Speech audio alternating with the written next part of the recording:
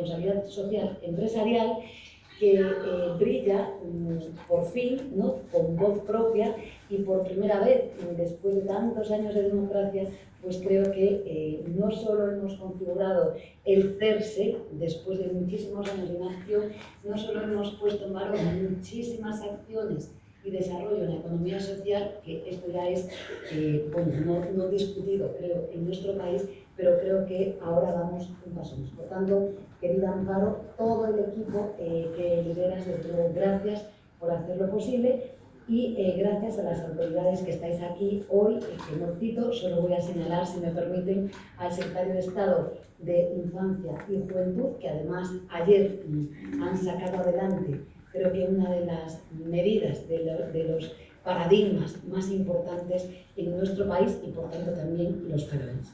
Pero hoy lo importante, tantos años después, es que nos reunimos con el propósito de construir una nueva agenda de responsabilidad social empresarial para nuestro país.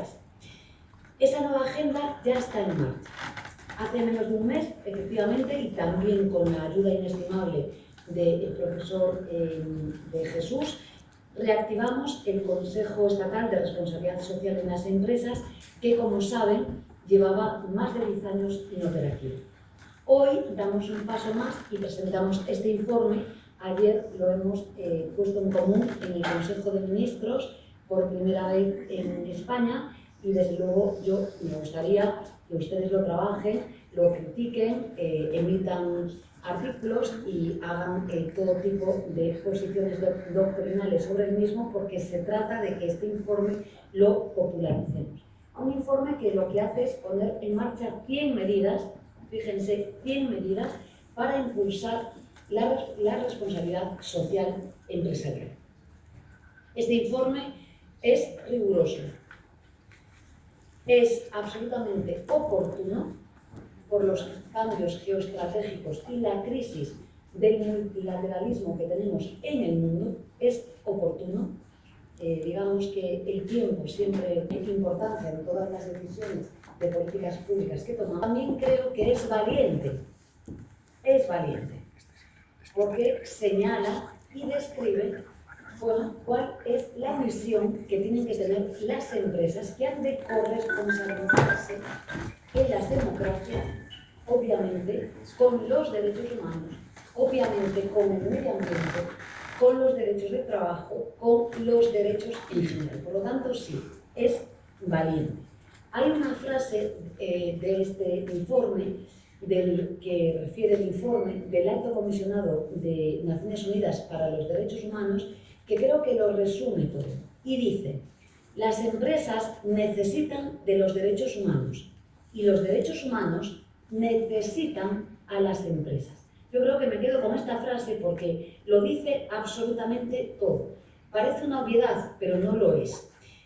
Pero para entender por qué no lo es, creo que tenemos que mirar años atrás. Fíjense, el día 24 de abril del año 13, un edificio de 8 plantas se derrumbó en Sabar, en Bangladesh.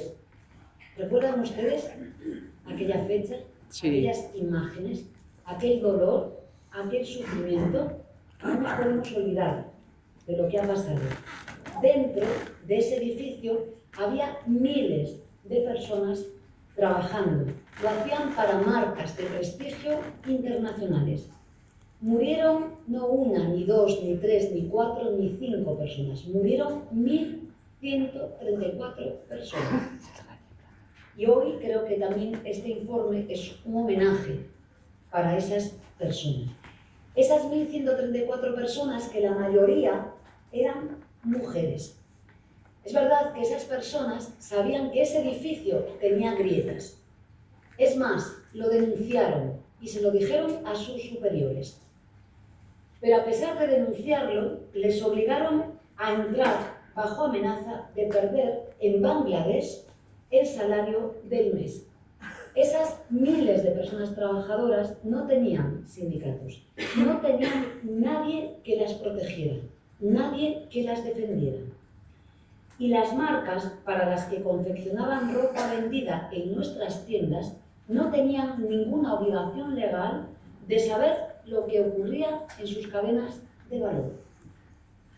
Es terrible. Pero no podemos olvidarnos de esa fecha, el 24 de abril del año 2013. El Rana Plaza debería haberlo cambiado todo, porque lo que aquel desastre supuso al descubierto no era una tragedia aislada, sino que creo que es un modelo que está hoy insertado en el mundo. Es un modelo activo. Niños y niñas trabajando en minas de cobalto para abastecer a la industria tecnológica. No vemos imágenes en los medios de comunicación a diario de ello, pero existen, ¿eh? Mujeres en condiciones de esclavitud moderna en cadenas de producción textil, de alimentación, de electrodomésticos. Sindicalistas asesinados en países productores de materias primas porque organizarse en esos lugares se paga con la vida. Comunidades indígenas desplazadas de sus territorios. Nos acompaña mi directora de gabinete. Hemos visitado recientemente México, sabemos bien de qué estamos hablando, y también hace poco tiempo Brasil, también que estuvimos con el equipo del presidente Lula. Por tanto, comunidades indígenas desplazadas y además sin participación democrática, sin consulta previa, sin reparación y sin justicia. Pescadores que llevan años esperando que alguien limpie las costas que contamina una empresa que sigue operando en la actualidad. Todo esto ocurre en las cadenas de valor de empresas que venden sus productos a Europa, que pagan sus impuestos en Europa. En definitiva, lo que este informe defiende es que las empresas tienen responsabilidades reales, exigibles y verificables sobre su impacto en los derechos humanos, en el trabajo decente y en el medio ambiente. Es exactamente lo que la Comisión Europea en estos momentos ha decidido poner en cuestión. El paquete de simplificación, como saben ustedes muy bien, Omnibus 1, propuesto por la Comisión von der Leyen bajo la responsabilidad directa del comisario Dombrovskis. Y como saben, fue aprobado el pasado mes de diciembre, el año 25, por el Parlamento Europeo gracias a la alianza del Partido Popular Europeo con la extrema derecha. Pero es verdad que una parte de la socialdemocracia europea también lo aprobaron y cedieron a esta presión. Y nosotros no estamos de acuerdo. ¿Qué es lo que ha hecho Omnibus 1? Pues sencillamente ha reducido el ámbito de aplicación, limitándose a grandísimas empresas. El informe lo refiere, más de 5.000 trabajadores y trabajadoras, 5.000 trabajadores y trabajadoras. Ha eliminado la obligación de adoptar planes de transición climática. Nos acompañan de la vice 3 del Ministerio de Transición, a quien le doy las gracias porque también han trabajado en esta cuestión. Han rebajado las sanciones, han expulsado de las partes interesadas. Hemos trabajado mucho con el Ministerio de Derechos Sociales, con el ministro Bustinduy, a las personas consumidoras, a las instituciones que estáis hoy aquí de derechos humanos y a las organizaciones de la sociedad civil. Lo han llamado simplificación, cuando claramente lo que es impunidad. Y esta es la Europa que estamos viviendo. En junio estaremos de nuevo en el EBSCO y desde luego en nombre del Ministerio de Trabajo, Economía Social y Responsabilidad Social Empresarial, desde luego vamos a seguir denunciando esta Europa. Lo más llamativo es, como denuncian el profesor Leta y el profesor Draghi en sus informes, es que este nombre de simplificación administrativo lo están justificando por la competitividad.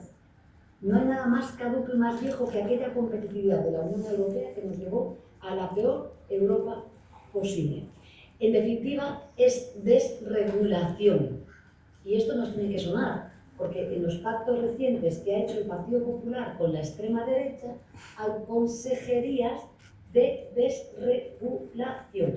Por tanto, esto está pasando en el mundo.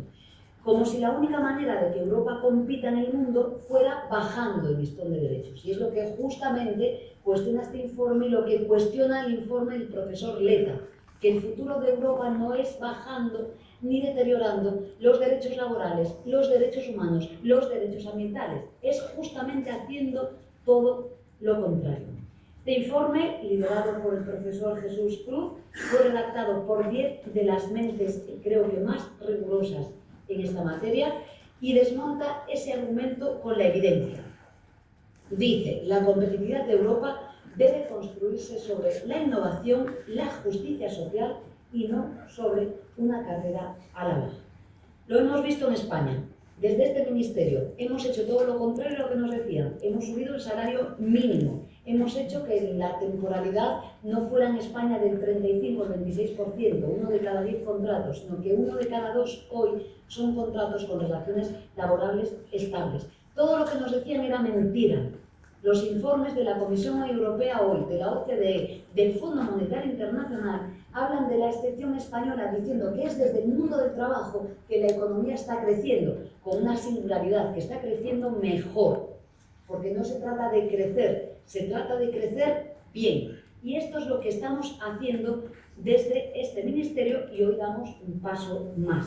Por tanto, el argumento de que derechos y competitividad son incompatibles son radicalmente falsos. Yo me acuerdo muy bien, nos acompañaba Virginia Ozal, en aquella rueda de prensa en la que en pandemia estaban la discusión académica y la discusión en los medios de comunicación era la disputa entre derechos laborales o salud. Y yo comparecí rompiendo ese binomio que no solamente era falso, es que demostramos que justamente van las dos realidades a la par.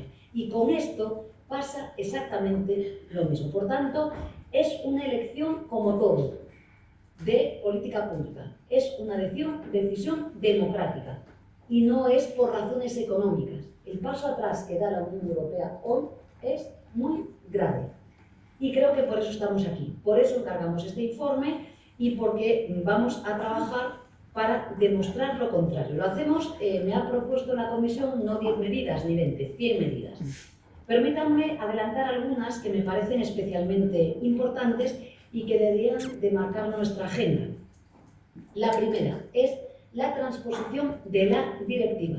Tenemos la oportunidad, está en nuestras manos, más allá de lo que diga esa directiva, como todo en derecho, pues tenemos la oportunidad de hacer una transposición de la directiva de diligencia debida, pues ambiciosa, que vaya más allá de los mínimos en la que nos dejó el Ómnibus 1, que recupere en esta transposición lo que hemos perdido en Europa. Y creo que hoy les pido a todos ustedes que nos ayuden, porque no va a ser fácil. No va a ser fácil. Y saben muy bien de qué estoy hablando. Por tanto, ustedes son, obviamente, la academia, son los sindicatos, son los agentes sociales que estarán después, son las ONGs, es el tercer sector, en definitiva es nuestro país y, por tanto, la fortaleza está en ustedes. España puede demostrar, como hacemos en los derechos humanos, que otro camino es posible. Y debemos de liderarlo. Que nuestras empresas actúen, como ya hacen la gran mayoría de ellas, con responsabilidad real, también en la cadena de valor, y que esa sea precisamente nuestra ventaja estratégica, la marca de calidad. Ha cambiado la conciencia de los consumidores y consumidoras. La gente, si sabe que pasan algunas cosas en la cadena de valor, estoy segura que denostarán esos productos. Por tanto, creo que es una enorme oportunidad para nuestro país. En segundo lugar, el acceso a la justicia. Una ley de diligencia debida sin mecanismos efectivos de reparación para las víctimas es papel mojado. Que los sindicatos y las organizaciones empresariales y especializadas puedan interponer acciones colectivas en representación de las víctimas, creo que, como dice el informe, es absolutamente clave. Y además, que facilitemos la carga de la prueba. Esto también es muy importante. No puede ser que quien sufre el daño tenga que demostrar una especie de probatio diabólica todo mientras las empresas que los causaron están quietas, guardan silencio y además no solamente no hacen nada, sino que no se responsabilizan de nada. La tercera es la participación. Las personas trabajadoras, sus representantes, los sindicatos, la sociedad civil, no puede ser un requisito burocrático en los procesos de diligencia de vida. Tiene que ser una participación real.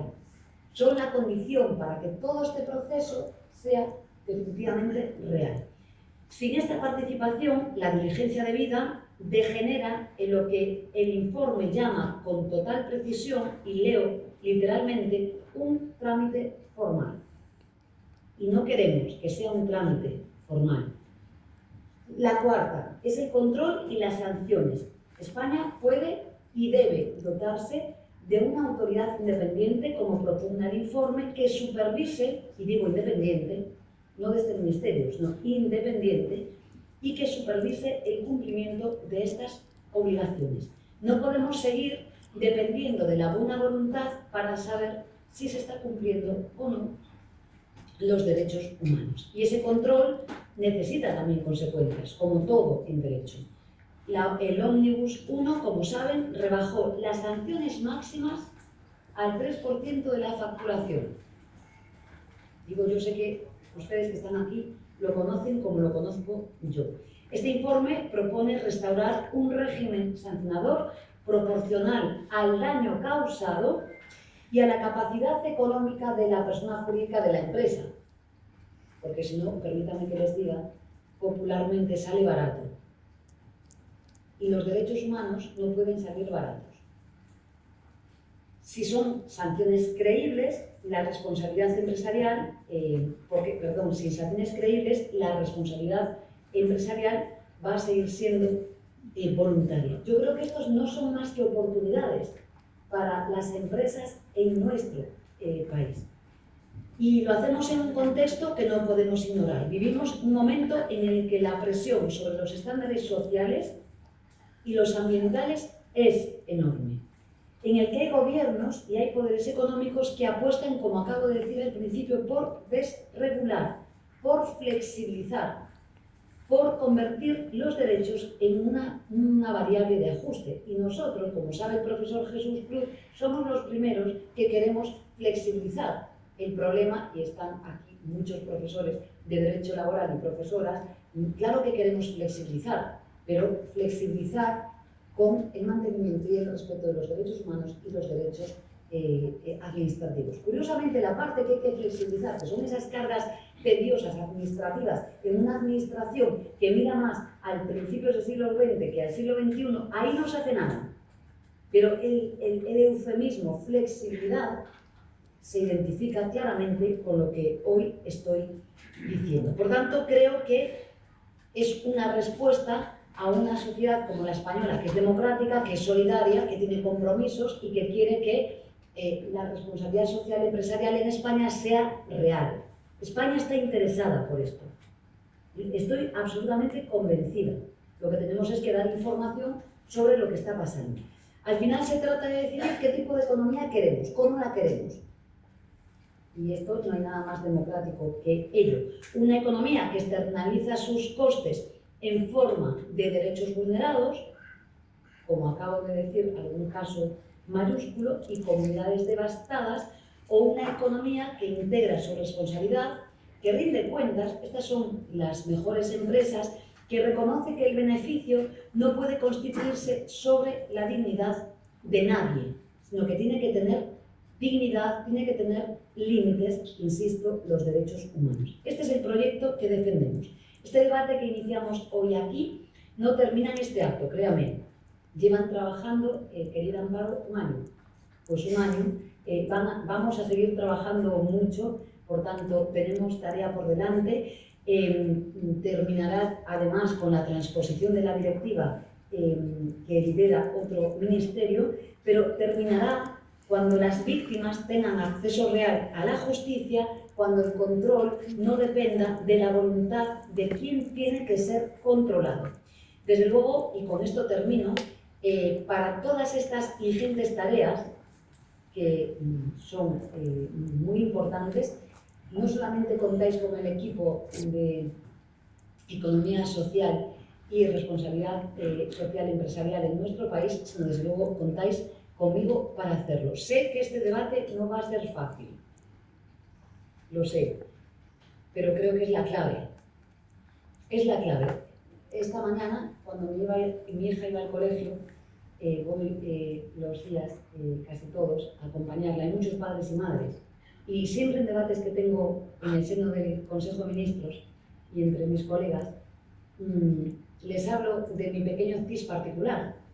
Y es que es verdad, porque los padres y las madres hoy sí están comprometidos con los derechos humanos, sí están comprometidos con los derechos laborales, sí están comprometidos con empresas que saben y que tienen la capacidad, además, de ser muy solventes y muy ejemplares. Por tanto, si sabemos lo que pasa en la producción, ¿no?, en las cadenas de valor, desde luego tengo clarísimo que la consciencia y la conciencia de nuestro país tomará medidas. Lo tengo muy claro. La ciudadanía sabe muy bien lo que quiere. Y desde luego, lo sigo diciendo, vivimos en un país que es absolutamente solidario y que está comprometido con las razones que este informe invoca. Yo me lo he leído, Jesús, subrayado como siempre con todo el cariño. Invoco que se lea. A los medios de comunicación les pido que, si pueden, hagan una información como debe ser, ¿no? Y sobre todo porque lo que queremos es poner en valor ese tejido productivo español, que es muy bueno, pero que respete los derechos humanos. No hay mejor marca de calidad ni carta de presentación que esta. Por tanto, les doy la enhorabuena, os doy la enhorabuena, os parabéns, y desde luego creo que el trabajo empieza ahora. Me dice mi directora de gabinete que le diga que me voy a poder quedar un poquito a esta mesa, pero recibo a Francesca Albanese, la relatora de Naciones Unidas, y me entenderán que en cuanto me digan abandonaré esta sala porque tengo que reunirme con ella, pero después me informarán de todas las mesas y de todos los debates que tengamos. Creo que este informe es impositivo, no es negativo, es impositivo. Es un informe que habla de un país mejor, de una España mejor. Y creo que, vamos, esta es la mejor bandera, ¿no?, que podemos agitar en defensa de los derechos humanos hoy en el mundo. Así que nada más, felicidades y muchas gracias.